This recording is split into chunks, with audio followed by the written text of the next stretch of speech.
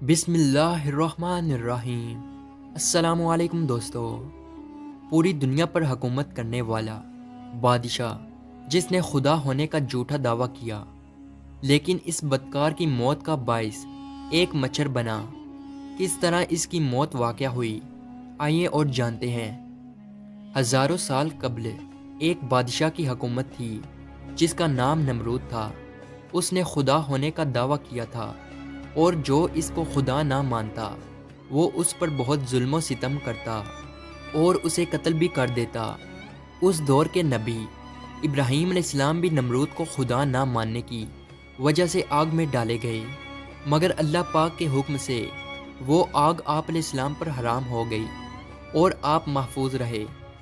آپ علیہ السلام کو آگ میں ڈالے جانے کے کچھ دن بعد سخت قحط پڑ گیا، مویشی بھوکے مرنے لگے اور کھانے پینے کا سامان ختم ہو گیا۔ لوگ نمرود کے دربار میں جا کر اناج کی درخواست پیش کرتے تو نمرود انہیں خدا ہونے کا اقرار کرواتا۔ جو اسے خدا مانتا اسے وہ اناج مل جاتا، اور جو نہ مانتا اسے خالی ہاتھ جانا پڑتا۔ حضرت ابراہیم علیہ السلام بھی اناج لینے کے لیے نمرود کے پاس گئے تو نمرود نے پوچھا، تمہارا رب کون ہے؟ آپ علیہ السلام نے فرمایا، میرا رب وہ ہے جو زندگی دیتا ہے اور موت دیتا ہے۔ یہ سن کر نمرود بولا، یہ تو میں بھی کر سکتا ہوں۔ یہ کہہ کر اس نے 2 قیدی بلوائے، ایک کو چھوڑ دیا اور ایک کو قتل کروا دیا۔ آپ علیہ السلام نے نمرود کی اس بے عقلی کو دیکھ کر فرمایا، میرا رب مشرق سے سورج نکالتا ہے، اگر تو خدا ہے تو مغرب سے سورج کو نکال کر دکھا۔ یہ سن کر نمرود حیران ہو گیا اور کوئی جواب نہ دے سکا۔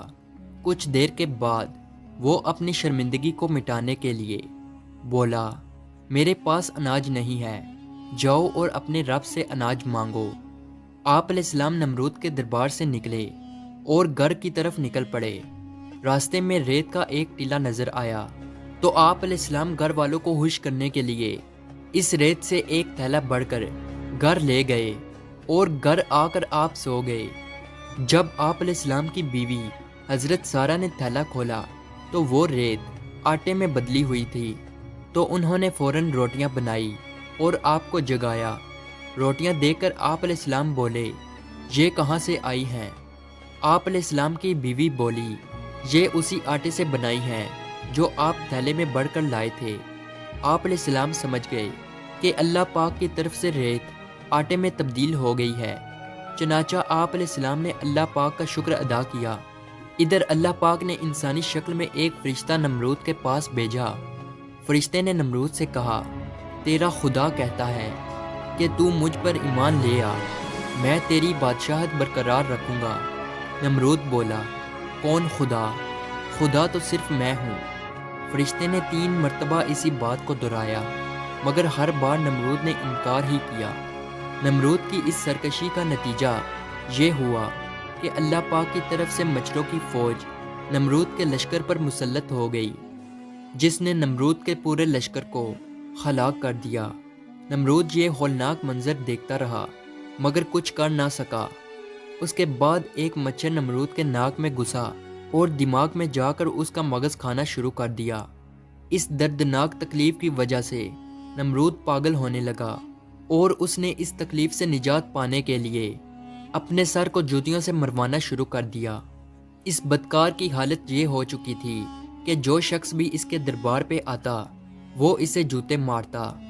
اس طرح 40 سال گزرے اور وہ ایمان نہ لایا، بالآخر اسی حالت میں ہلاک ہو گیا۔